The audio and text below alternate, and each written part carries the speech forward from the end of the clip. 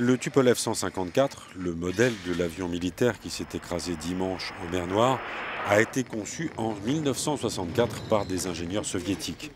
Le Tupolev 154, ou Tu-154 dans sa forme abrégée, a été l'un des avions les plus utilisés du bloc soviétique, que ce soit pour un usage civil ou pour du transport de troupes. Long de près de 48 mètres pour 11 mètres 40 de haut et plus de 37 mètres d'envergure, le Tu-154 a les capacités de transporter 155 à 180 personnes. Giovanni Maggi est le spécialiste des questions aéronautiques d'Euronews. Il livre son éclairage sur le Tupolev 154. Le Tupolev 154 a été le cheval de labour de l'aviation civile et militaire dans la période soviétique et pendant des années après la chute du rideau de fer.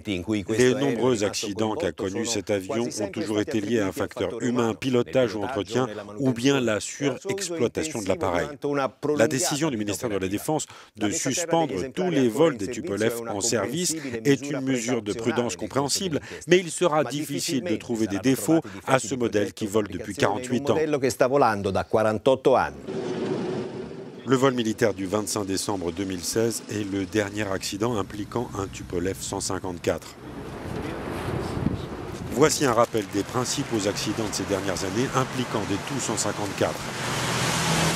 En juillet 2001, un Tupolev 154 s'écrase à Irkoutsk, 145 personnes sont tuées. En octobre 2001, le crash d'un Tupolev 154 près de Sotchi fait 78 morts. En février 2002, un Tupolev 154 s'écrase au sud-ouest de Téhéran, 117 personnes sont tuées. Août 2006, accident d'un Tupolev 154 en Ukraine, 170 morts. Juillet 2009, un Tu-154 s'écrase après son décollage de Téhéran, 168 personnes sont tuées. Avril 2010, le président polonais et plusieurs membres du gouvernement sont tués dans le crash d'un Tupolev 154 à Smolensk.